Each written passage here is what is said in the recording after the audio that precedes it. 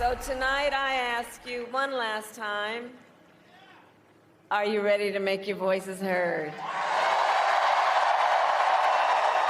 Do we believe in freedom?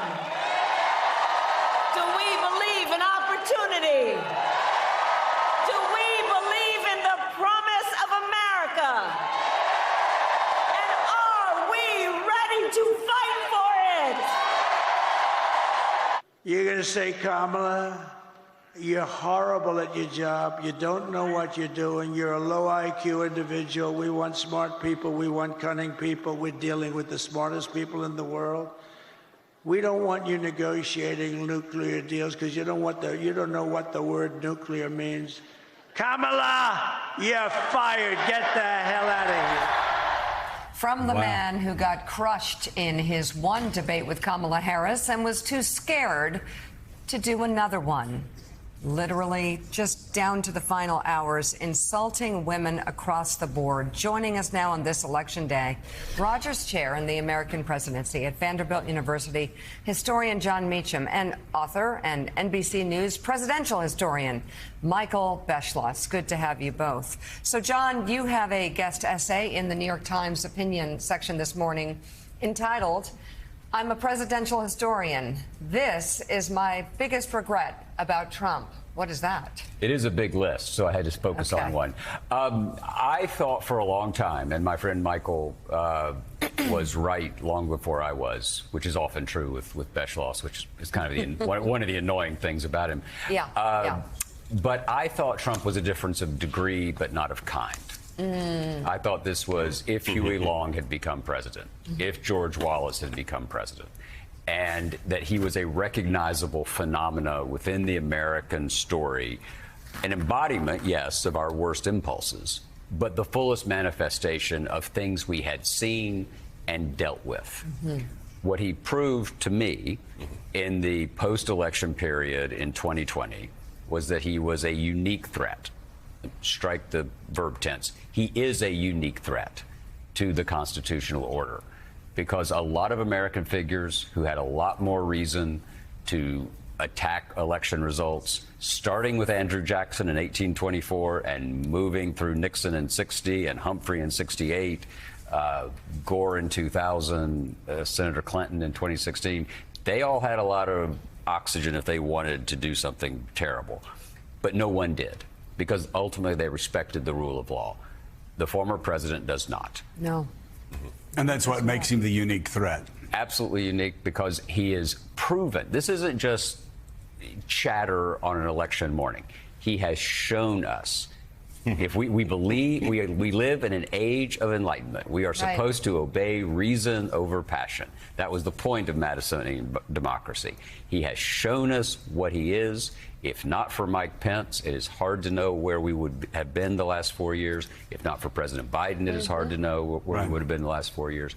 And so let's not do this. So, but what happens, though, John, as a historian, tell us, and then we'll get to Michael, what happens if Donald Trump loses tonight? Let's even say he loses convincingly, and there's no evidence that he will do that. Not at all. We don't know what's going to happen. But let's say he does. Even in that best case scenario for the Harris people and for what you're talking about here, we still have an electorate 70 million plus that will be voting for a man who said he was going to assassinate for treason the chairman of the Joint Chiefs because he didn't support him on January the 6th, who has said just in the recent days he was going to execute Liz Cheney with a firing squad, 9 guns pointed and shooting at her face, a man who has said that he was going to shut down CBS because he didn't like how they edited an interview, a man who said he was going to be a dictator from day one, a man who said he was going to terminate the Constitution, a man who said he was going to use the Army and he was going to use the National Guard on his political opponents.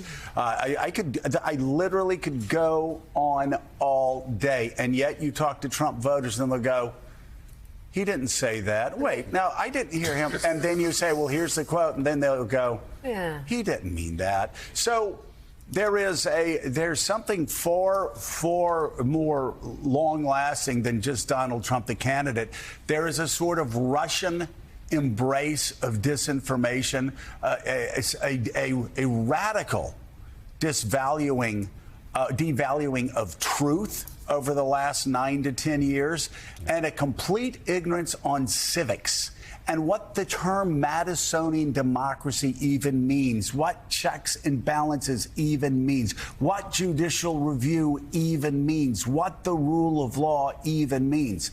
How do we as a nation, even post-Trump, how do we reach those Americans who apparently didn't go to civics class, apparently didn't learn the basics of this Constitution, and have just been overwhelmed with disinformation over the past 9 years?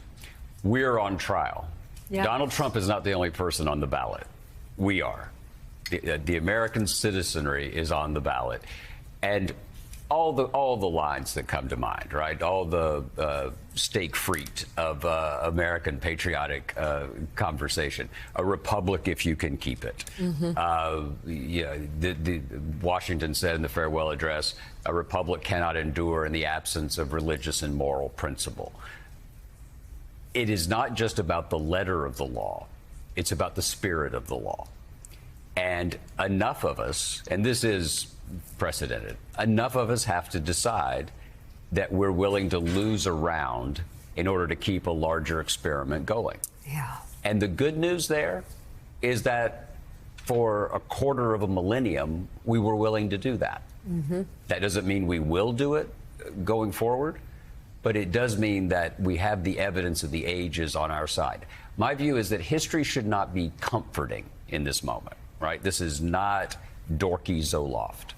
Right. But it can be inspiring. Which, by the way, can I just say, I listen to all your pods, your podcasts, and the reviews underneath do say 4 stars, dorky Zoloft. I'm all in. Count me in. I'm trying to get some also, the steak fried thing made me hungry, but go ahead. Okay, well, I'm trying to get some pharmaceutical sponsorship, so I'm hoping that works.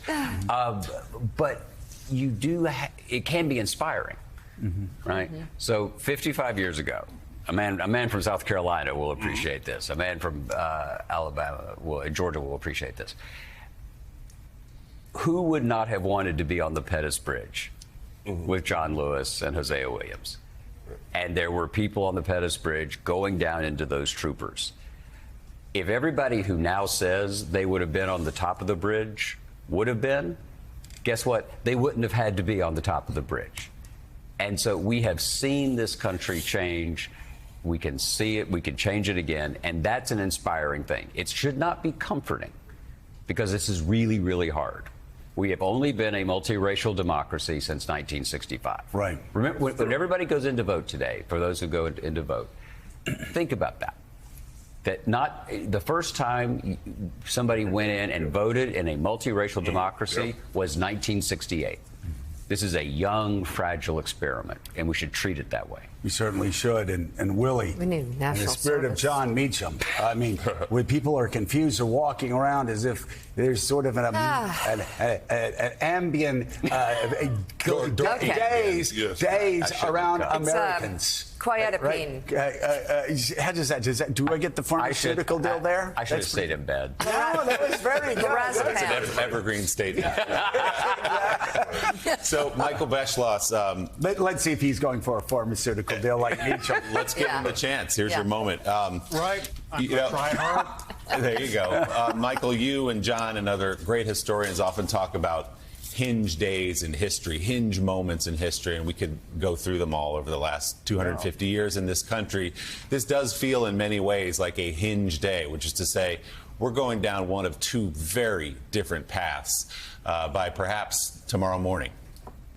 Yes, and that's what, if historians in the future are allowed to write books, and by the way, that question is open this morning, and if people are allowed to go on television and say what they think in the future, which again, that question is open this morning, in the future, historians are going to look back on this day and say, this is the day that America made a choice between freedom and democracy on one side and authoritarianism and dictatorship on the Michael? other. Can I restate? Yes, can I restate something for you? Please. It's not that historians won't be able to write those books. It may be that the billionaires and the corporations that own the publishing houses will refuse to print those books. We have Absolutely. seen that with the LA Times.